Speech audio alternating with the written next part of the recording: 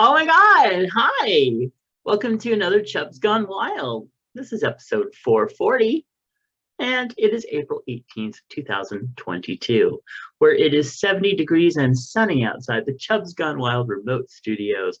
Although I did hear it was supposed to possibly rain tonight. A little bit. You sound fake. Okay, go ahead. Yeah, it's supposed to drizzle overnight. We could get some snow up in the mountains, but Thursday is going to be a stronger storm.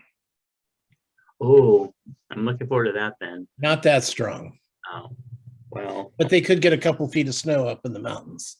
That's good. We need that. We need that runoff so that we can have, water to drink and shit. And shit. Yes. Well, to flush. I know what it means. Anyway. All right. It is 196 days till Halloween. Oh, wait. I have to sound more sincere. 251 days until Christmas. 197 days until TJ Zombie Girl retires. And aren't you missing a holiday? Hell no. I mean, what? Well, on Wednesday. Uh-huh. What day is that? I don't fucking know. It's April. There aren't any holidays. Oh, I'm sorry. It's my cousin Christy's birthday. Yes. It's 420. Oh, and I got new underwear. Oh, those are cute. Yeah, see? I think I love them. Are those the same place that you got the other ones a couple years ago? Yeah, I've got a couple. This will be my third weed underwear. Nice. And to celebrate, look who came to visit. Oh, isn't she sweet? Yeah. Wow, it starts out so small, but it grows to be so big. Yeah. Yeah. Well, that's very cool.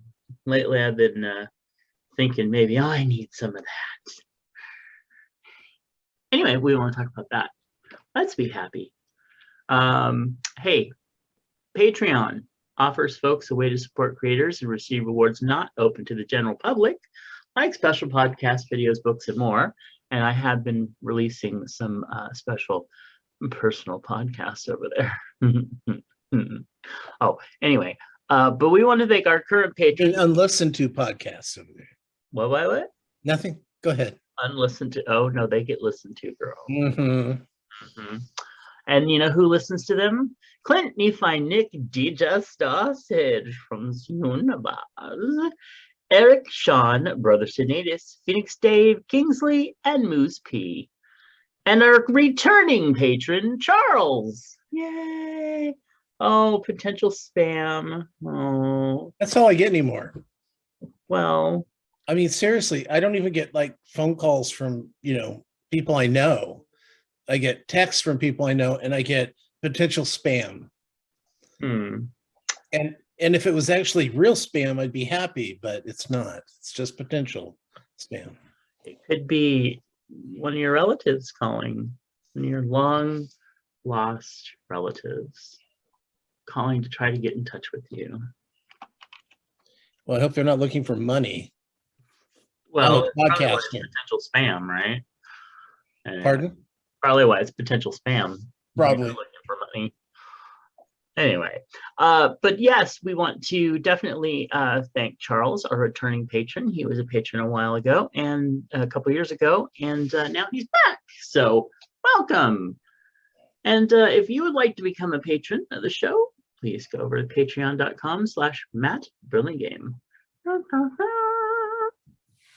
All right. Well, it's time for a look into the past. On April 18th, 19, this is last century, 1906, at 5:13 a.m., an earthquake estimated at close to 8.0 on the Richter scale struck San Francisco, California, killing an estimated 3,000 people as it toppled numerous buildings.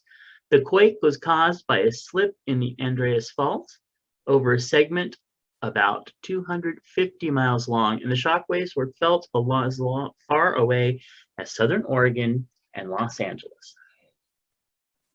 crazy. And you know, it took another earthquake before they actually passed laws and started building earthquake safe buildings. Anyway, just a note, little footnote of history. Anyway, today we celebrate some birthdays, including Adult Autism Awareness Day. Got that out. That's a birthday? Adult Autism Awareness Day, yes. Oh, so these are other holidays, not birthdays. Oh, yes, I know. Thank you for joining us. Well, you said birthdays. Oh, Yeah. That sounds like me. That sounds like me today. Well, thank you for joining us. Holidays. Yes, exactly. Together we are here. We will get through this. It will be fabulous. Boston Marathon. Oh. They ran it today. Did they? I didn't hear anything about it. Huh? Well, you don't listen to the news, so. Well, I haven't this morning for sure. I was too busy getting bird seed and preparing a show. So. Go ahead. Bird seed's funny. Yeah. Oh, what else did we get? We got bird seed. Oh, and cat litter for the dog. True story. I know. All right. Also, it's Dingus Day. Really? Well, that says dingus, so, but it's spelled with a Y, not an I. So I guess it's not a put down, but it's observed the day after Easter. I don't know. Anyway, it's also Easter Monday. Well, you know, a dingus is a wiener, right? You know what? I'm going to look this up because, yeah, a dingus is just an idiot. Okay, because my mother always said dingus was a wiener, slang for wiener. Well, they also said wee wee. Okay. The meaning of this. Okay. Oh, so it means a word, the word dingus. I could probably figure out how to pronounce it. Oh, sometimes also spelled dingus, yes. And loosely means worthy, proper, or suitable. The day dates back to the baptism of Prince Malesco I on Easter Monday in 966 AD. 1966 AD? No, 966 AD, yeah. So a long time ago. The water symbolized purification. So when somebody calls you a dingus, actually that means you're worthy, proper, or suitable. See, I've never heard it as a compliment. Me neither. So anyway, that was interesting. Let's see. Where's my card? There we go. Okay. Also, it's Easter Monday because apparently we can't just have Easter Sunday. Now we have Easter Monday, and apparently we have to buy things. I don't know. It's also income tax payday. So it's annually observed on the 15th unless it falls on a holiday or weekend, and then it's the following weekday that isn't a holiday. So today is the last day to pay your taxes. Did you pay your taxes? Did you file your taxes? Months ago. Oh, see, I usually do too, but anyway, I ended up having to do it yesterday. So how much you getting back? Well, after I paid the fees that I had to for filing, about $3. So at least, you know. Right. Okay. Dingus also something whose name is unknown or forgotten, a person regarded as stupid, or a vulgar slang for the penis.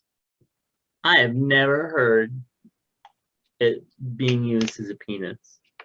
I told you my mother. Well, my mother was from the Midwest, or like Oklahoma, so maybe that's. No, because remember there was the cowboy Dirty Dingus McGee. No. Yeah, he was here in California.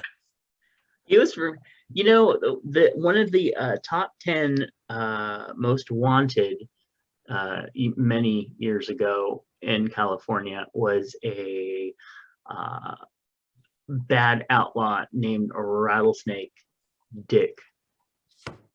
And he was actually a relative. Surprise. Anyway, that means it's also a restaurant in Auburn, California. Dingus McGee. Now that I've heard of. Interesting. Yeah. All right. Well, anyway, it's also International Amateur Radio Day. Hey, this counts. We're celebrating right now. Hey, we're not amateurs. Well, that's true. Wait, have we been paid? Well, yes, actually, I think we have. So, all right. Also, it's International Day for Monuments and Sites, unless you're in the South. Then you tear it down. Yay! Why? Because it's National Crackers Day. Oh, wait a minute. Animal Crackers Day. Sorry, people. Also, it's national. If you could see the look on Tom's face, you can go over to youtube.com, look up Chubs Gone Wild. Also, it's National Lineman Appreciation Day, and I do, especially the ones for the county. All right. Let's see. National Transfer Money to Your Daughter's Account Day. Well, somebody worked that out, huh? Specific, yeah. National Velociraptor Awareness Day. I'm aware of them. Newspaper columnists. Yay, that's me. Kind of, sort of. Patriots. Pet Owners Independence Day. What? No idea. Piñata Day. And also White House Easter Egg Roll, which is observed the day after Easter. Okay. Some of these just don't make any damn sense. Oh, you just discovered that, huh? Well, it takes me a little bit, but I get there.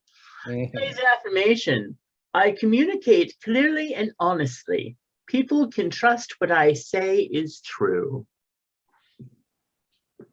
It's so true. That's a good one. Yeah, I'm not going to say anything. Yeah, that's because you communicate poorly and mumble a lot, and people can't trust anything what you say is true. Oh, well, okay, yeah, it's usually because of the weed, yeah. That makes me on. Oh, wow, it was very orange there for a second. Yeah. That makes me even more honest. That's true, because you can't filter the lie fast enough. Anyway. I'm glad you came. It's time for birthdays. Like the real birthdays this time. All right. Happy birthday to Jeff and Peter, formerly of That Peter G. Also, we got happy birthday to Dennis, Alan, Joey, Oliver, Chris, Adam, and that's Dr. Adam. That's so cool. Also, Jack. Oh, my cousin Christy. She's going to be, well, old. Also, Joseph BJ, author Tommy Kelly, author H.Q. Kingsley, Stephanie, David, formerly somebody that was a Sacramento person that we both knew and loved. Also, author and playwright Christian St. Croix, and George, Wanda Wisdom. Oh, hi there. Howdy ho there. That's Wanda Wisdom, former podcaster and playboy about town. Also, Michelle, Colton, Albert, and Bradley, who is just the alter ego of Wanda Vision. Okay. Well, So that feedback, we did have a feedback from Sean, but I believe this one we did last time. It's about being a fan of Jackass for years. Yes. Yeah. So you haven't cleaned up the no feedback here. Chub hugs. So I'm going to send chug hugs out to Nephi, whose birthday was yesterday, and also to Michael Sage for keeping me company during a very hard time this week. It's very appreciated. And also to my mom, who is going through having a hernia, and she's got wrist problems, and she's got some other things going on. And so just, but she keeps going on, keeping on going on, because that's what we do in my family. So anyway, Tom, what chub hugs do you have to send out? Well, I do want to send some chub hugs out to the people of Ukraine, because the attention span of Americans is already forgotten about them, and it's something that we have to remember, because don't forget, there's only 5 miles between Russia and Alaska. So they might want that back for some reason. Well, yeah. Well, exactly, because that's all these people seem to, I was watching, they're having fighting in Israel and Jerusalem area. They're having, fighting everywhere. It's really, come on, people. Whatever happened to, imagine living life in peace? Thank you, John Lennon. Yeah, I just don't understand all this, and it's just ridiculous. And then Putin keeps screaming, well, I'll do nuclear war. Fucking do it. Just try to pull that shit and destroy the world. Just go ahead, Putin. Then you'll have everything. Oh no, you'll be dead too. So hope you're happy. I'm just sick of it. So chub hugs out to the people of Ukraine. Well, alrighty then. So I definitely support that chub hug. Maybe not the rant about the crazy person, but anyway. Well, speaking of crazy people, current topics: the GOP candidate attacked students in campaign ad, leading to drive-by slurs at their school. Candidate Tim James said that he won't stop attacking the minors, and that their parents should pull them out of their LGBTQ-friendly school. Fucking crazy dickheads, man. Well, this is what happens. It was abortion, and the people who said, wake up, people, because as soon as they start taking down abortion, the next thing they're going to go for is LGBT rights, probably trans first, and then after that, it'll be gay marriage. Yep. They're coming for your children. They're getting smaller, and they're getting scared and mean. Republicans are now threatening to defund schools that support trans students. A bill that would defund trans-inclusive schools has already been passed in the Tennessee state and will be voted on later this week. Conservative pundit blames inflation on transgender people. Charlie Kirk insists that inflation is a punishment for the acceptance of transgender people. And sadly, there are enough people that follow him that are stupid enough to believe that. So there's that. That's just lovely. Yeah, but you know what? In good news, Brittany's pregnant. Is that good news? Well, I think the good news is that she doesn't live in Texas. So, yeah. Moving on. Okay. So now Tom wants to talk to you about. Well, first of all, if you're not watching or you didn't watch The Thing About Pam, which is Renee Zellweger, it's on right now. There's only 6 episodes. They're all on Hulu right now. So you can watch them. Hopefully you have Hulu without commercials. You can watch it, zip through. Renee Zellweger is phenomenal in it.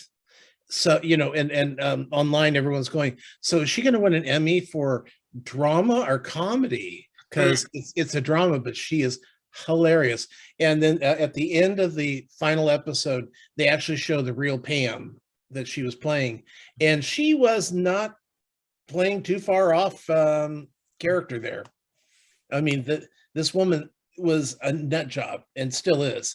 So, Thing About Pam, very fun show, 6 episodes, worth taking a look at. Finished up Parallel Lines, which is on Disney Plus. That's about the kids caught, the French kids caught in the timeline. that are caught in some sort of time warp there. And the last episode was really, really good. And somebody's coming by my house with their bass on so loud that my crystal's jingling. Well, Let's see. American Idol, they're back in Hollywood from Hawaii. They're back in Hollywood last night. They had the top 20, and then we voted. And so tonight we'll find out who's going to be in the top 14. So they're going fast. RuPaul's Drag Race this week was a clip show. And I'm normally just like, okay, clip shows, bullshit. right. But it's a reunion clip show. So there's a lot of tears and anger and pointing fingers and clips, so, some things we hadn't seen before.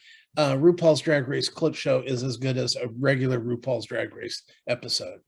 They're super fun. Let's see. Masked Singer this week, this was kind of fun. So what happened was they unmasked Miss Teddy and they unmasked the armadillo. The armadillo ended up being Dog the Bounty Hunter from cable fame. He's one of those guys. But Miss Teddy, it was funny because Sean and I were pretty sure it was Loretta Devine. Now, Loretta Devine, she's been in everything. Just know that they have an older Black woman who's like the assistant director or something, or she's usually got a prominent role in a show. It's Loretta Devine, and she's fantastic. But she was also one of the Dream Girls in the original cast of Dream Girls on Broadway. So they had shown Supremes. They had shown a picture of Eddie Murphy and in the Clue package. And I'm going, this is, I don't think it's one of the people from the new Dream Girls, the Jennifer Hudson Dream Girls. I think it's somebody from the original Broadway version. And I know that Jennifer Holliday is shorter than Nick Cannon. And I'm not sure, I think Loretta Devine's taller than her. So I'm thinking it's Loretta Devine. Well, it ended up being Jennifer Holliday. So I was only just feet away from having the right answer, because they both spent, years on Broadway playing the roles feet away from each other. So I thought that was really, well, I was proud of myself. Fuck you. Okay. Yeah. Let's see. Who cares? We finished Mink's finale, and it's odd. The first episode we had like 20 wieners, and then the second episode there were only a few, and then now we got down to the point where there was just one, and it was super long and super hard. So I've got a feeling that it wasn't a real wiener. Yeah. But it was like you couldn't take your eyes off it. It was so big. But anyway, the series is season's over with, and I'm sure it's coming back. Let's see. Woke. Oh my God, Woke, which is a Hulu original, is about this cartoonist who changes from being just like a regular Garfield cartoonist to being more, his stuff to be more woke. He's a Black artist, so talking about homelessness amongst the Black community and about just how hard it is to be a Black man in 2022. Mm-hmm. And everybody's like, well, what about women's rights? What about trans rights? What about this? And it's like, he cannot win. He cannot fucking win. That's all. What kills me is that they would rather you not, in this one episode I just watched, we'd rather you not help us out than help us out. So you would rather me not make your life a little bit better. And they go, well, you're only doing that because you want to feel better. And it's like, really, does the outcome matter? I mean, how we get there, it's really the it's that part that matters. It's how we finish it. And if things are slightly better or even way better, isn't that better than nothing being done? And they're like, no, we just rather you not be a part of this. And I'm like, okay, this is why people don't want to volunteer why they don't want to, when you ask people to change and they change, and then you call them on it. And it's very interesting the way they're playing the show. And I know because I've seen it myself. I've seen it in our community. I've seen it happen where, you go, yeah, yeah, yeah. And somebody else is going, no. Oh, really? Yeah, we don't need your help. Okay, you got it. We don't need your money. We don't need your help. Okay, thanks. Well, they don't even want the money. They just want you to go away. No, that's what I said. They don't want, yeah. Anyway, and then my big thing this week was I watched on Disney Plus a show called Better Nate Than Ever. Oh, yeah. And this is about a young high school. I think he's like freshman in high school. He's still kind of young. He's kind of small kid, but he wants to be in the school play, and he doesn't get in the school play. But they're living in, I think it was Pittsburgh, and they hear that there is an open casting for the Lilo and Stitch musical on Broadway. So two of the kids kind of run away together, and they run to New York to audition. They're just going to go for the day and then come back to audition for this Broadway musical. And so this is him, living my dream. So that's this is about. So, but it was very good. It's only 90 minutes long, funny. And if you were a drama kid, you're going to sit there and you're going to truly enjoy the show. If you're not a drama kid, you're going to go, oh, okay, well, that was fine. But if you were me, you're going to be crying and sobbing and cheering and crying and sobbing. I'm sure I would be.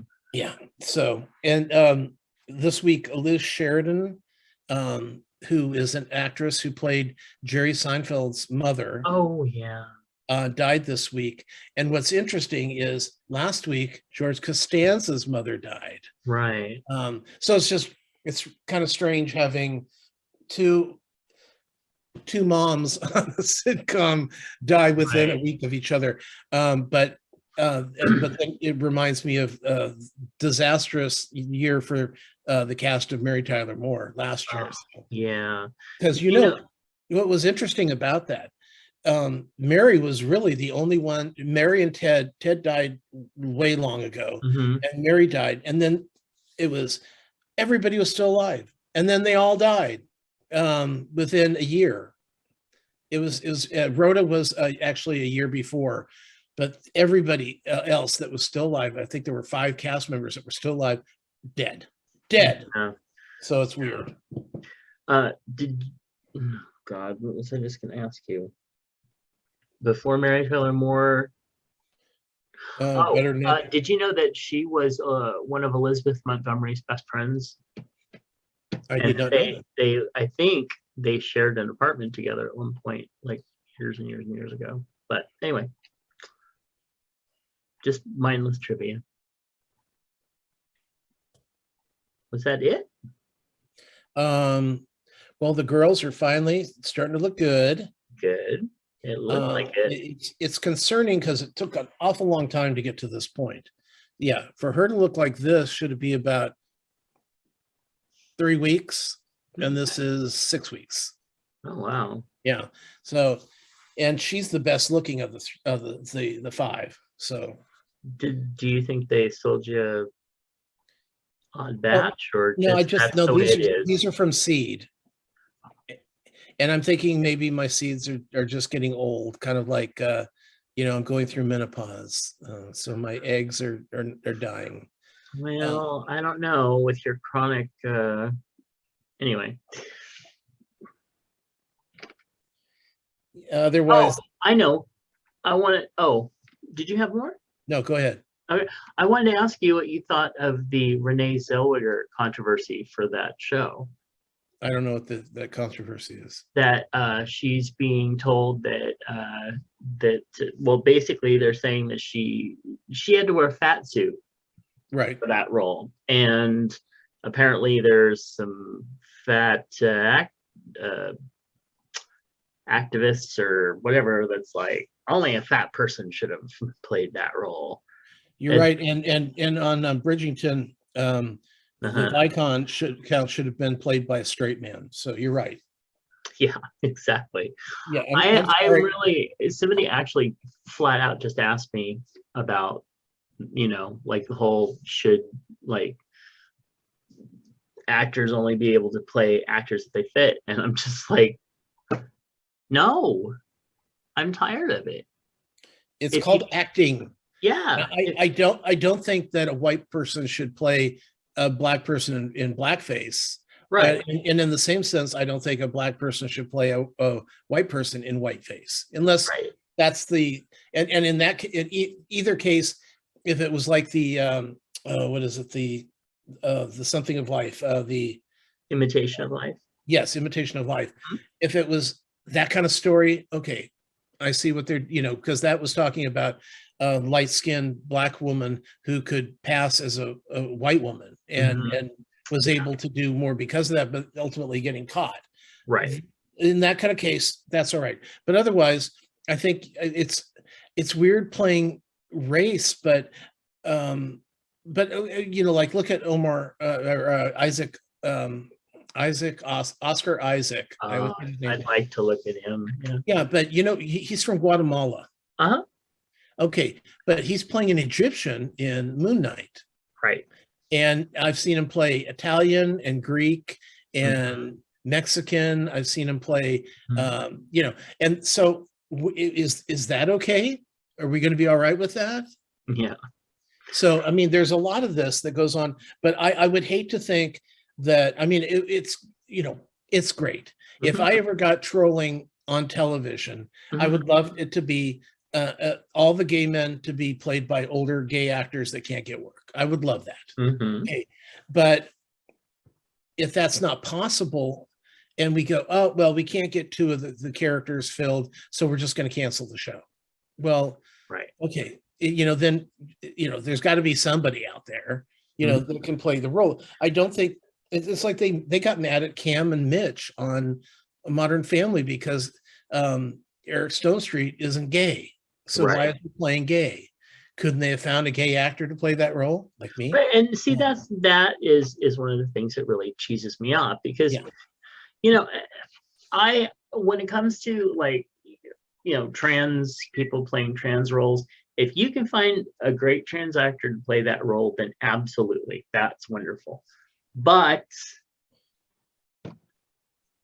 if you can't, and somebody wants to play the role and they can do it very well, then let them do it.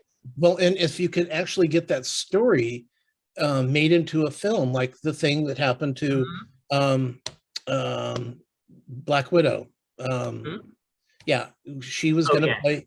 She was going to play a trans Yes. character, Yes. and that it was actually a bad person, Hmm. but it was getting that story told. And then as soon as they said, well, we really don't think that Scarlett Johansson should be playing that role. We should find Right. somebody who's actually a trans person to play that role. And then the producer said, well, then we aren't going to have a production, are we? Right. And it's the same. And you can argue that, and then you have to look at the flip side of it too.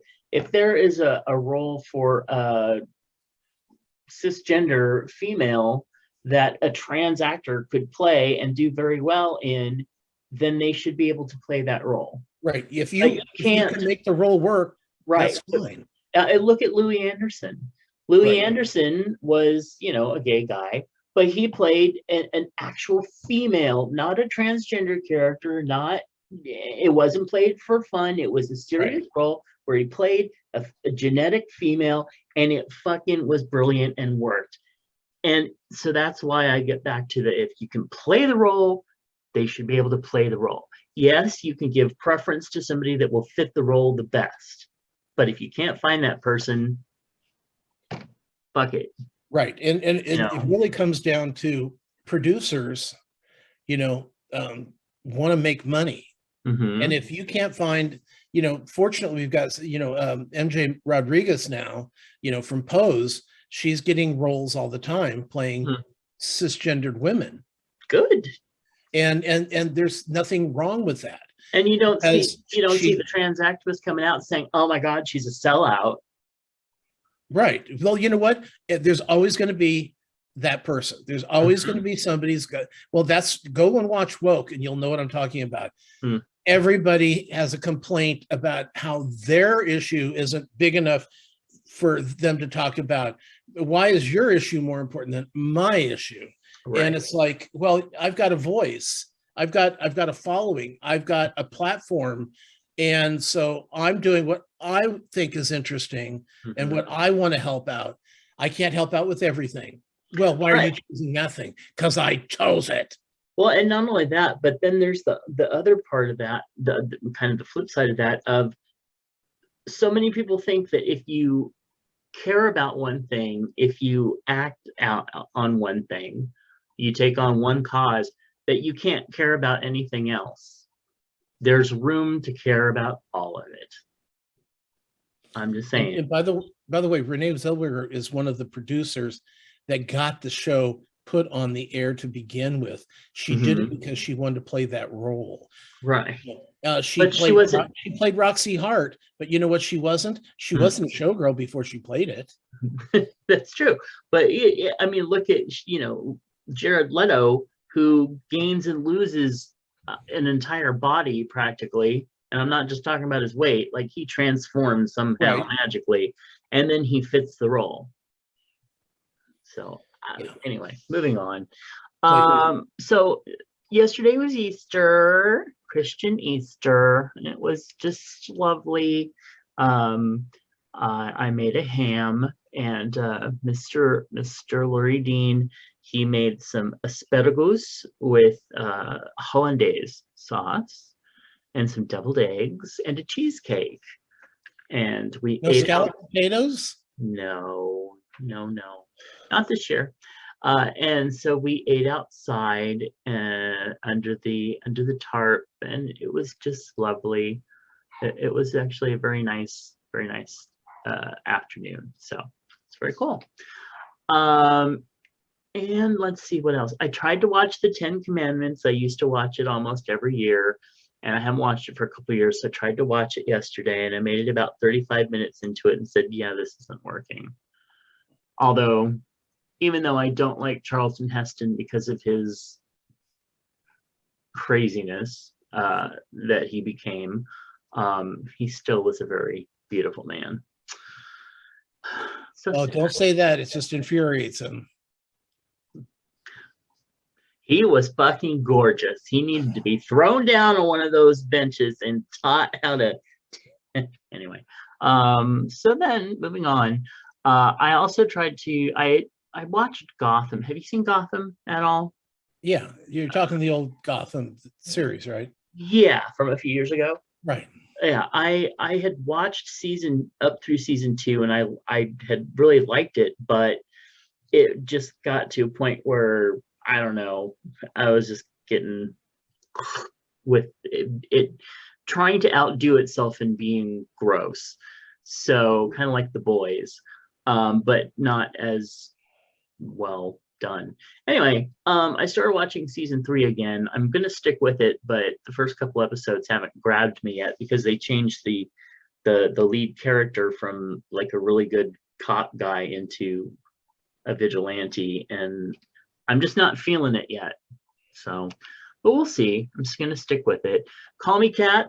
This episode was awesome, and they finally started moving her away from the vanilla, the boyfriend that she has. And while he's a great guy, and I like his character, and I will be sad if they write him out of the show after the breakup. It was time. Nothing was happening. So anyway, and then Discovery season 4. I got back to it. I was on like episode 4. I finally got back to it. I finished the whole season. I love Star Trek. I love Discovery. The last few episodes of the season were brilliant. They were fast-paced. They were good. But almost every episode in this season, at some point, Michael, who is the captain of the ship, gave this breathy, impassioned please. Where the Patrick Stewart would be all like, blah, blah, blah. And she's all, oh, and you have to understand that we are united. And I just like, can you do one episode where she's just kind of kick ass and not like, I don't know, cyber moaning. It got a little redundant. But other than that, the show and the characters and everything else are really good. And I was very glad that they did bring back Tilly for the final episode. And that's not spoilers because it's been out for quite a while. Anyway, and then today I started watching a show on Discovery Plus called 1,000 Pound Best Friends. Have you heard of this? Yeah. Have you watched any of it? No. Okay. Well, anyway, while there are parts of it, of course, that are, the whole thing is tracking these 4 women who are very good friends through their, possible weight loss surgery and all the issues around it and how they're failing and succeeding in their different ways and stuff. It's kind of maybe I don't know, it's not as documentary-ish as it is almost like a non-scripted, like All About Us or something. But there are parts of it that are so relatable and so hard to watch, yet there's also parts that are fun and makes you laugh. And so anyway, it's a good thing. But I'll tell you, one of the things that it reminds me of is I'm so fucking tired of dogs barking at nothing. I am so tired of doctors who sit there and tell anybody that's 5 pounds overweight, you're going to die. You're going to die. If you don't lose that 5 pounds, oh my God, you're dead in a year. They make you sound, they really make you think that like just being thin and you're immortal, that you're never going to die. You're going to find love. You're going to have the happiest life and nothing's ever going to go wrong. But, if you have that extra 5-10 pounds, or, in this case, 200-300, your life is shit and you deserve to be unhappy and you're going to die any moment. So anyway, I just get tired of that. It's one thing to, point out the realistic health issues and stuff like that. It's another to just sit there and scare the shit out of you into spending thousands upon thousands of dollars to, chop yourself up, et cetera, et cetera. So anyway, there's that. And then the last thing from this week is I've been doing some family search stuff, and I finally found an obituary for my grandfather, my mother's father, and did confirm that I have 2 uncles and 2 aunts that I knew nothing about, and who probably have no idea that my mother even existed. So I found one of them and I sent them a Facebook message. But you know how if you're not friends with people on Facebook, it puts your message in a other type thing and doesn't really alert you that it's there. So it has remained unread. So anyway. I forgot to mention something. Yes. Okay, so Saturday night was on CNN. They had a special called Being Barry Manilow. Oh, yeah. And Barry's got a new musical that's opening on Broadway off Broadway right now. That got really good reviews. And so that, and the fact that his Las Vegas show is about ready to beat Elvis's record of performances in Vegas.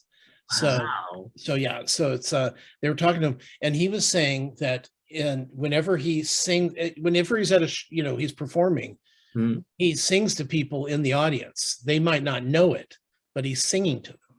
And because if he's not singing to somebody, then there's no emotion behind it. Wow. So He was saying, well, that which reminded me, I saw him up at Tahoe, and me and a group of friends went up there, and I was sitting on the up at the front row, and they have these long tables at the front row, and so my whole group was at the table farthest from where his piano was on stage left. I was on stage in front of stage right.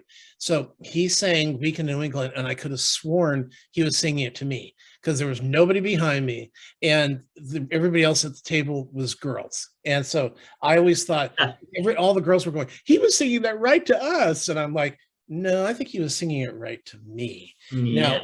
Now before you go, well, was he really? Just let me say, this is what I looked like at the time. Wait, what did I do? I'll erase that photo. Yeah, no, just a minute. We'll wait. See if I can do this without it spinning into nightmarish ways. This was me at that time. Oh, that's a handsome daddy right there. Yeah. So I was probably early 20s, seeing Barry Manilow, and so now it's as far as I'm concerned, it's confirmed. Barry Manilow saying "Week in New England" to me. I absolutely believe that. So this new musical, did he write the songs? Yes. It's called Harmony, and it's about this group of Jewish and Gentile comedian singers back from kind of in between World War I and World War II. And they were very popular in Germany until, of course, the Nazis started coming in and burning all their records and movies. They had movies. They were like world famous for a very short time. And then they were kind of, the old rule, just like with what Putin's doing, destroy art, destroy architecture, anything that has to do with who these people are.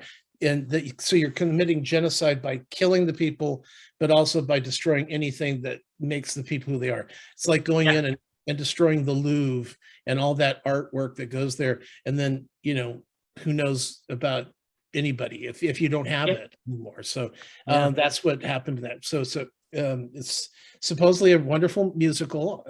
I have not heard much of the soundtrack yet, but it's gotten great reviews. It was funny because it opened up last Thursday on off Broadway, after previews, the official opening day. And so that night I was watching for the reviews because they all come out, after the performance. And we're 3 hours later. So by 10, 11 o'clock, I'm reading all these art, and like Variety is like, "Oh my God, it's the best show. Why is it not going to Broadway yet?" And then there's another one going, "Oh, I didn't like the girls in it that much." And then one's going, "Oh, the songs weren't that great, but the acting was great." And the other's going, "The songs are phenomenal." It was so amazing how different the reviews were. It's like, you all were in the same audience. What the fuck is wrong with you? Right. But for the most, it got rave reviews. So good for him. Yeah, that's awesome. Yeah.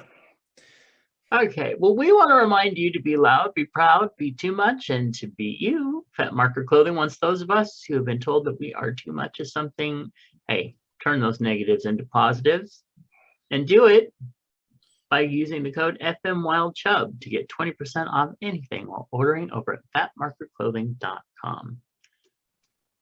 All right. Well, here's some advice. This is from Dear Prudy, slate.com. Check them out.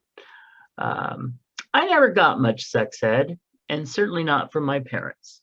My sister once joked that our mother threw a box of tampons at her, said she could ask questions, and then practically ran away. So I recently asked my wife if she was planning on having some sort of talk with our daughter, because I wouldn't feel comfortable having that talk with her. When our son is old enough, I plan to take care of those talks. She told me to stop asking weird questions and made it clear that she didn't want to talk about it. I was a little surprised, but I guess she's gotten more conservative as we got older. we get older. Still, I was hurt that she assumed that I was being some sort of pervert when trying to come to some sort of consensus on how to educate our kids. So I'm not sure if I should just trust that our daughter will find out what she needs to know from school and maybe from my wife. Maybe she just didn't want to tell me about what she's going to tell her, which I understand, or if I should try to bring it up in a different way. Any ideas? Well, it depends on what part of sex you're talking about. I mean, if you're talking about tampons, mom needs to tell the kid before it happens. That's just rude. I'm sorry. If you've got something like that, that's just rude. And it's too bad that they don't have older children that can tell the younger children what's going on, because that's really helpful. But somebody's got to tell the older children first. Sure, but this time they would already have known that, but with the internet, well, for the most part, the internet's a good way of introducing kids to stuff. I don't know. I don't have children. I don't know how I would approach that, but I would definitely find a way of approaching it. It needs to be done because kids need to know that masturbation is okay. Kids need to know that you don't need to have vaginal penile sex to show love if that's what you're doing it for, and that you don't want to have a child when you're 13 years old if you can get away with not doing that. Yeah. It's just you teach the kid how to be smart about it. STDs, the HIV, that's the stuff that really needs to be done. Those are things that kids need to know. And I mean, in my era, that's something that never came up, ever. And my dad tried to give me the talk when I was like 17. It's like, okay, no, you can stop right now. Too late. Too late. Exactly. It is too late. And that's one of the things that I get so irritated when I see letters like this, where, I mean, it literally, and this is about, tampons or your period or whatever, which is something that is very important. They need to know beforehand. They need to know they need to know how to do that stuff. I, for one, if I had a daughter, and obviously I'm not going to have a wife, it would be explained before they even needed to know how to do it. I'm not shy about that type of thing. I don't care if they're embarrassed. It's normal. It's natural. They need to know. Well, like I said, they're not going to get, especially with the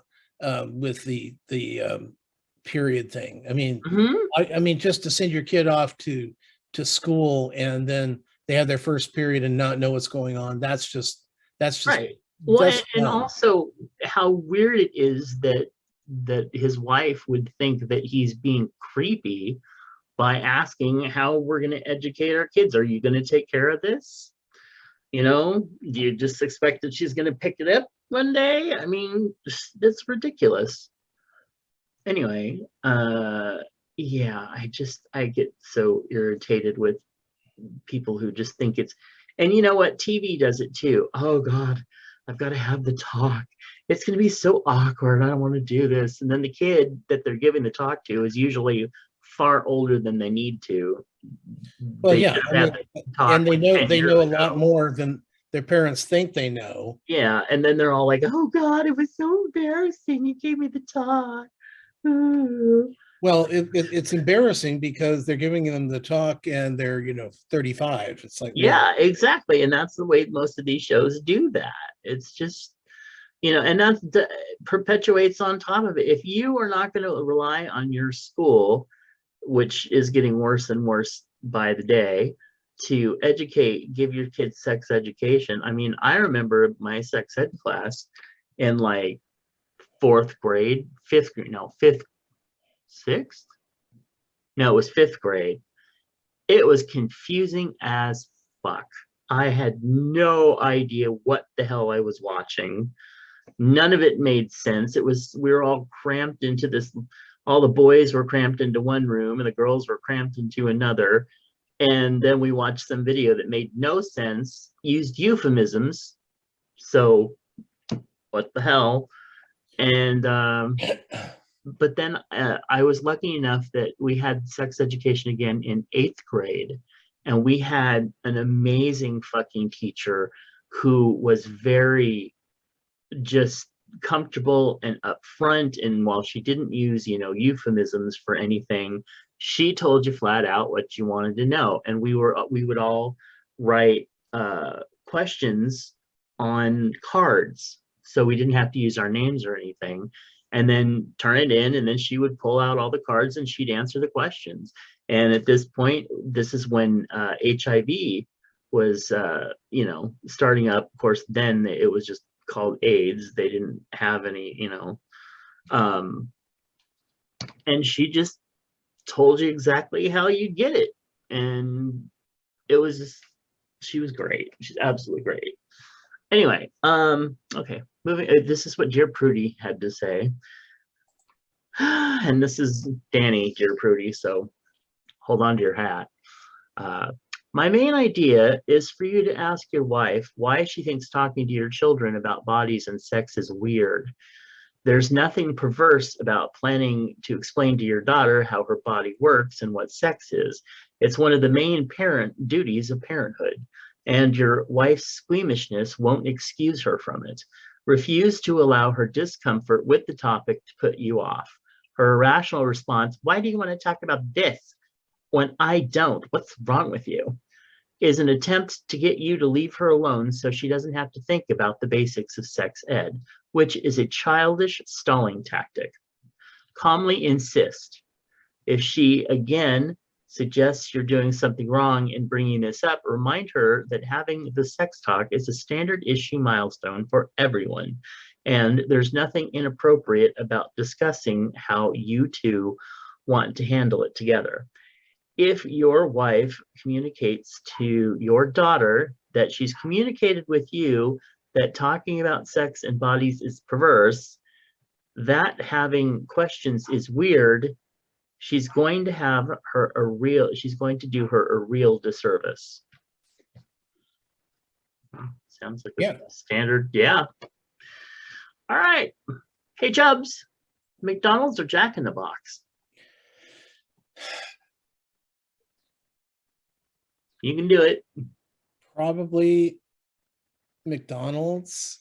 Yeah, same. For the most part. I do like I that. really like their their chicken sandwich, which is now getting outpriced again. Mhm. And Jack in the Box has a tendency of sometimes just not tasting good. Right. I love Jack in the Boxes, the one where it's just bacon and mayonnaise and cheese and a burger and nothing else. That's really good. Sometimes barbecue. Just lovely. But the last couple of ones I've had have been kind of, just been dry and like, ugh. It's the dryness. Why are they not putting enough moisture? Well, mayonnaise or whatever they're putting on, they're just not putting enough. I mean, if the bun is dry, which when I had the patty melt a few weeks ago, everything in it tasted fine, but they toasted the bread instead of grilled the bread. So the bread was very dry, and it was more toasty than it was bunny. And if they would have added more mayo or whatever it is that they add in there, that would have made the difference. I really think it would have. Yep, agreed. So I would go with McDonald's. All right. Hey, Chubs, Round Table or Pizza Hut? Well, Round Table, since there's no Pizza Huts in the area anymore. So I know. How fucking weird is that? And it's weird because they're of course they keep blaming it on the pandemic, but most pizza parlors people don't eat at. Nope. Most of it was either pickup or delivery. Yeah. And so I'm not sure why they're not here anymore, but I like Pizza Hut a lot, but They used to be really good. I just think that the local ones got so bad that people stopped ordering from them. Not only that, but they got so outrageously expensive. That's because you never ordered the special. No, I always ordered the special, and I still ended up spending $50 for one pizza. Okay. All I can tell you is that for the last 3-4 years, you can always get at Round Table a $5.99. Oh, I'm not talking about Round Table. pizza. I was talking about Pizza Hut. Well, see, that's too far for me. That was the closest to me was on 10th, so that was way far. Yeah. All right. Anyway, I would go with Round Table too, just because Pizza Hut here locally got so bad. It just never tasted good. It was never cooked all the way through. Ugh. Anyway. All right. Hey, Tom, take a guess.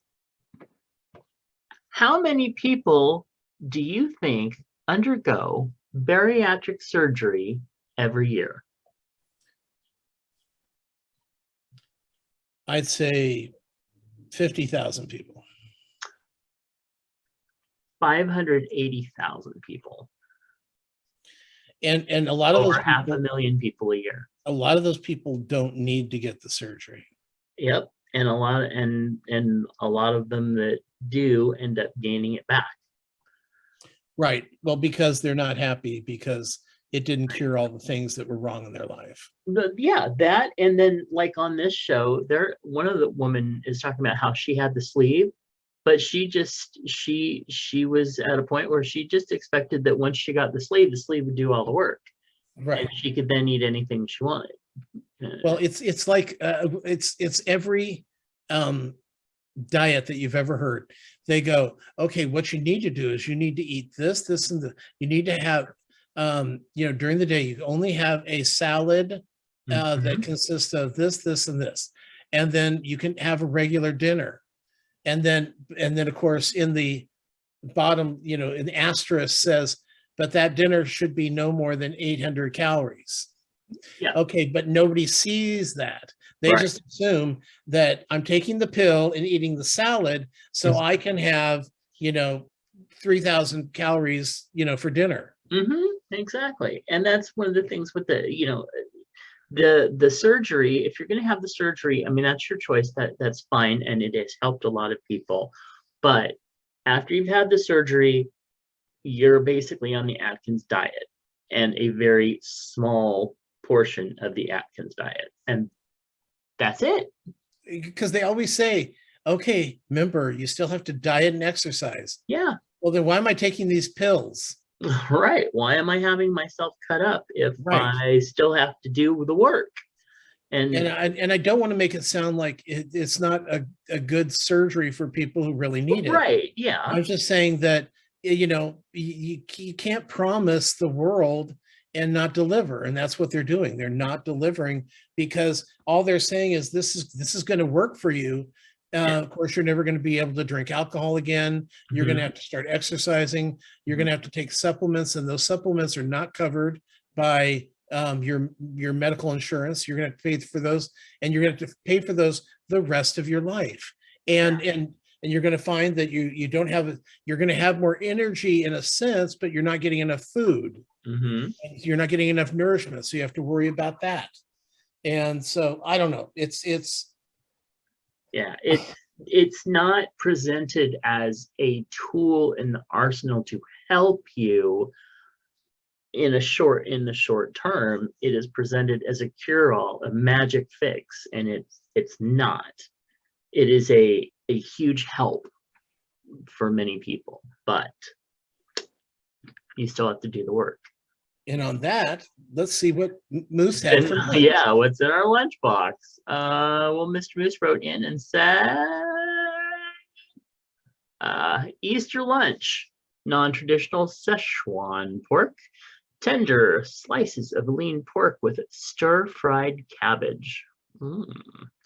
Hard to beat, a good burger, double meat, and 2 types of cheese. In Northern Carolina, chopped pork barbecue is a big deal. Slow cooked in a smoker until the meat is fall off the bone tender and shredded or chopped. In the eastern part of the state, it's seasoned with Carolina vinegar, which is apple cider vinegar, ground red and black pepper, and a touch of brown sugar. The sauce is doused. Yeah, that's what it says. The sauce is doused of the meat, and it's served with a bottle of Tabasco or similar hot sauce. Here we have said pork, mashed red skin potatoes made in real cream and butter, crispy fried okra, and hush puppies. Down home cooking at its best. That looks really good. That burger looks amazing. Yeah, I want the Szechuan at the beginning. That actually does look really good. It's really good. Yeah. And then you want to tell us about your intake? Well, I went to Popeyes and they have a thing called online, digital online, two can dine. So it's 6 chicken strips, 2 orders of fries, and that's what that is. And I couldn't eat it all. I coulda. I know. Don't be a quitter. Go finish. Well, no, I'm going to eat it. I'm going to finish it now that we're done with the show. Okay, that's good. That's good. Save it for later. But it was excellent, except for the car in front of me was sitting there forever in the drive-through, and my you need gas light came on. I'm like, oh my God, move! What's going on? How bad can your order be? Well, they probably had 2 orders of the 2 special. No. Yeah. Okay. Well, send us an email at chubsgonewild@gmail.com. Leave us a comment at chubsgonewild.com. Like us on Facebook at facebook.com/chubsgonewild. I'm looking at your beautiful background on the video. Watch videos of the show at youtube.com. Just go over and look. Yeah, exactly. Just go over and look up Chubs Gone Wild. Find Tom's movie and TV reviews over at swannerandjudd.com. Find them in iTunes or in iHeartRadio. And to find out more about my books at justkisstheguy.com. And you can also check out my other podcast at biggaysection.com. And give us a call at 408-69 Chubs. Oh my goodness, Queen. Well, thank you for joining us for another fun, fabulous filled show. And we would love you to contribute. Just feel free, like we said, just told you how to get in touch with us, and we would love to hear from you.